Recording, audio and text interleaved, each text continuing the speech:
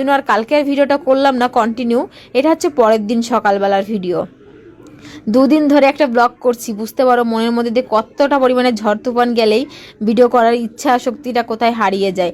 যেটা আমার সংসার চলে যে কাজ করে, সেই কাজ যদি আমি বন্ধ করে দিই তাহলে আমার সংসারটা চলবে কি করে? আর আমি এত কাজ যেগুলো দায়িত্ব নিয়েছি এসব করার, তো সেই দায়িত্বগুলো আমি পূরণ করব কি করে? কিন্তু মানসিক দিক থেকেও তো ঠিক থাকা লাগবে। কিছু কিছু মানুষ আছে এইভাবে চেপে ধরেছে, কি বলবো তোমাদের।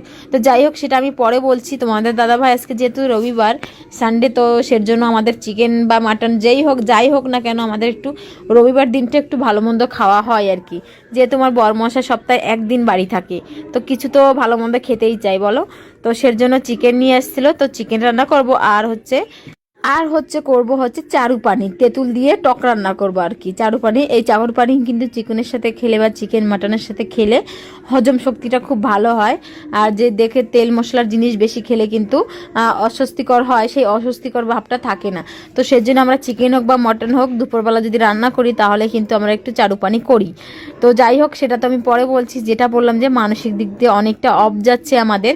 তো কিছু কিছু মানুষ আমাদের পেছনে এইভাবে পড়ে গেছে, কি বলবো তোমাদের। মানে আমাদের ভালোটা কিছুই চোখে পড়ছে না। মানে স্বার্থপর মানুষের মতন কাজ করে, মানে স্বার্থ যেখানে আছে সেখানে আছে। আর আমি যেহেতু কিছু কিছু মানুষের মুখোশটাকে টেনে বের করে দিতে পেরেছি, তো সের জন্য তাদের একদম বান্দা গরু ছাড়া পেলে যেরকম দাপাতে থাকে, তো তারা এখন সেভাবেই দাপাচ্ছে। আসলে ভগবান উপরে আছে, আমি কি করেছি না করেছি সেটা ভগবান দেখবে। তো কাউকে আমি মানে ইয়ে করে কথা বলছি না, কিন্তু যাকে বলছি সে অবশ্যই বুঝতে পারবে। সে আমাকে বলেছে ভগবান আছে দেখবে, ভগবান সত্যিই আছে দেখবে। আমি কোনো পাপ কাজ যদি করে থাকি, ভগবান আমাকে এই জন্মেই শাস্তি দেবে, এই জন্মেই আমাকে ভোগ করতে হবে। আর তারা যদি কোনোদিন পাপ কাজ করে থাকে, তো তারা এই জন্মেই ভোগ করছে, আরও করে যাবে। তো এটা হচ্ছে পার্থক্য। তো যাই হোক, মানে এমনভাবে পেছনে লেগেছে, এমনভাবে এতটা স্বার্থপর মানুষ কি করে হতে পারে? সত্যি আমি বুঝতে পারি না যে এতটা স্বার্থপর। স্বার্থ এখন ধীরে ধীরে ফুরিয়ে আসছে, তো এখন আমার দরকার ফুরিয়ে যাচ্ছে। তো ভগবান সত্যিতেই আছে, তো দেখে নেবে। তো যাই হোক, আমি এখন মানে চিকেন রান্না করব, তো সের জন্য হচ্ছে মশলাটা করে নিচ্ছি। দেখো আজকে আমাদের না কারেন্ট নেই বলে এত অসুবিধা হচ্ছে। সকাল থেকে কারেন্ট নেই, জল দিয়ে মিস্ত্রি ভাইরা কাজ করতে ভীষণ অসুবিধা হচ্ছিল। তো সের জন্য মিক্সিতে মশলাটাও গ্রাইন্ডিং করতে পারিনি। আমি কিন্তু বেশিরভাগটা কিন্তু মশলাটা হাতে বেটেই রান্না করি। তোমাদের দাদাভাই হাতে বাটা রান্নার তরকারিটা খেতে খুব ভালোবাসে, কিন্তু আমার হচ্ছে এই বসে মশলাটা করতে না ভীষণ কষ্ট হয়ে যায়। যেহেতু আমি একটু মোটা মানুষ, তো অনেকটা প্রবলেম হয়। দেখো না কতভাবে বসছি একটু মশলা করতে, কি অবস্থা। নিচুতে বসে না, এই যে উচকিয়ে বসে কাজ করতে না আমি পারি না। সত্যি আমার অনেকটা কষ্ট হয়ে যায়। আমি এইভাবে বসে বসে করে দেবো, কিন্তু ওই উচকো মানে পা দুটো ভর দিয়ে বসে না, আমি ওইভাবে বসতে পারি না। আমার ভীষণভাবে অসুবিধা হচ্ছিল মশলাটা করার সময়। কি করব বলো, কারেন্ট নেই। আগে তো মশলা হাতে বেটেই বেশিরভাগে খেতাম, কিন্তু এখন বড়মশাই যত বললেও করতে ইচ্ছা করে না। বলো এত কষ্ট করে করা যায়? তো যেহেতু আজকে কারেন্ট নেই, মিক্সিতে গ্রাইন্ডিং হচ্ছে না, তো সেজন্য হাতে বেটেই মশলাটা করতে হচ্ছে আর কি। তো যাই হোক, হাতে বেটে মশলা রান্না কিন্তু অনেকটা টেস্টি হয় খেতে। টেস্টি হলেও মিক্সির রান্নাটা আমার অত একটা ভালো লাগে না, কিন্তু কষ্ট হয়ে যায় বলে আমি মিক্সিতে গ্রাইন্ডিং করে রান্না করি। কি করব, সবসময় তো আর হাতে বেটে মশলা রান্না করা যায় না। আর এতগুলো মাংস দেখো, যারা মিস্ত্রি ভাইরা কাজ করছে তাদেরও তরকারি দিতে হবে, মাংস। তো সে রান্না করার সময় বলছে, বৌদি কি রান্না করছিস?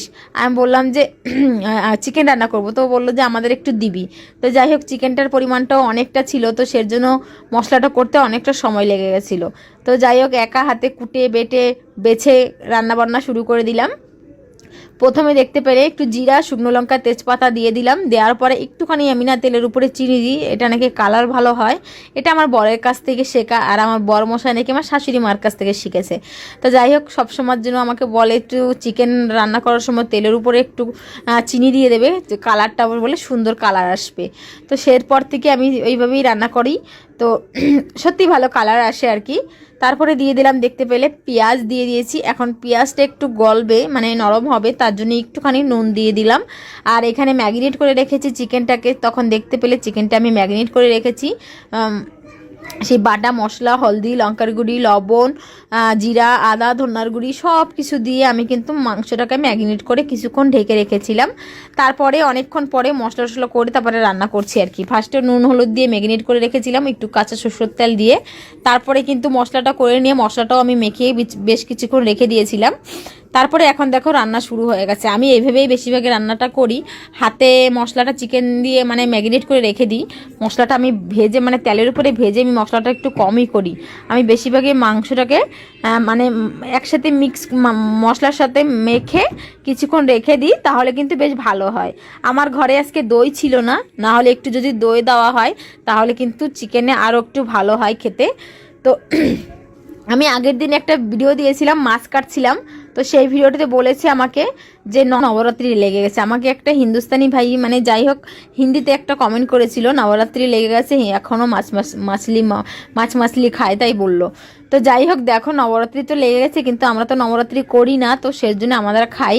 আমাদের গ্রামে যেহেতু পুজো হয় না, যদি আমাদের গ্রামে পুজো হতো তাহলে নিরামিষটা খাওয়া পড়তো। আমাদের খাওয়া হয় ষষ্ঠী, সপ্তমী, অষ্টমী। অষ্টমী পূজাটা হয়ে গেলে আবার নবমী থেকে কিন্তু খাওয়া যায়। তো সেজন্যই আমরা খাই। আমি জানি অনেকে আমার না আজকে কথা বলতে অনেকটা প্রবলেম হচ্ছে, যেহেতু জানো তোমরা আমার একটু গলায় প্রবলেম আছে, তো সেজন্য প্লিজ একটু তোমরা মানিয়ে দেখে নিও। তো যাই হোক এখনই কিন্তু চিকেনটা আমি ওই সাইডে বসিয়ে দিয়ে এখানে কিন্তু থালা বাসনগুলো ধুতে শুরু করলাম আর কি। অনেকটা থালা বাসন ছিল, যেহেতু সকালবেলা না আমরা একটু সুজি রান্না মানে সুজির হালুয়া বলবো কেন, সুজির উপমা করেছিলাম, মানে ঝাল সুজি করেছিলাম, জানি না এক কথায়। তো ঝাল সুজি করেছিলাম, সেই জন্য কিছুটা বাসন একটু বেশি হয়ে গেছে। তো এখন বাসনগুলো ধুয়ে নিচ্ছি। আসলে কি হয় জানো, কিছুতেই না ব্লগ করতে ভালো লাগছে না, ভিডিও করতে ইচ্ছাই করছে না, কোথায় যেন হারিয়ে গেছি আমি। আমার ভিডিও করতে ভালো লাগছে না কেন আমি জানি না। তোমরা একটু প্লিজ কমেন্ট করো কি ভিডিও তোমরা দেখতে চাও। আমার সত্যি কথা বলতে আমার মাথায় কোনো কাজ করছে না, এতভাবে মানসিক প্রেশার পড়ছে, এতভাবে মানে টেনশন, এত দিক দিয়ে এত ঝামেলা, কি বলবো। সব কিছু তো আর সোশ্যাল মিডিয়াতে আসে বলা যায় না। আমি অন্যদের মতন ওই সোশ্যাল মিডিয়াতে নিয়েই বলতে থাকি না যে আমার সাথে এই হয়েছে, আমার সাথে ওই হয়েছে। মানে আমি যতটা পারি কম পারি আমি সোশ্যাল মিডিয়াতে আমার পার্সোনাল লাইফ কিছু শেয়ার করি না। কিন্তু কিছু মানুষ সোশ্যাল মিডিয়াতে এসে আমাকে মানে আমি কি বুঝতে পারি না, আমি কি ঘাসি মুখ দিয়ে চলি বলো। আমার নামে উল্টাপাল্টা কথা বলছে, আমাকে নাকি জিভ টেনে ছিঁড়ে ফেলবে। আমি না ঘাসে মুখ দিয়ে চলি না, আমার যথেষ্ট বড় হয়েছি, যথেষ্ট আমার বুদ্ধি হয়েছে। আমি বুঝতে পারি কাকে ইঙ্গিত করে কার কথা কাকে বলা হচ্ছে। তো তাকেই আমি বলছি, যদি বাপের বেটি এক বাপের বেটি হয়ে থাকো আসো, আমার জিভটা টেনে ছেঁড়ার জন্য আমি এখনও বাড়ি বসে আছি। তুমি কখন আসবে আর কখন আমার জিভটা টেনে ছেড়বে। আমি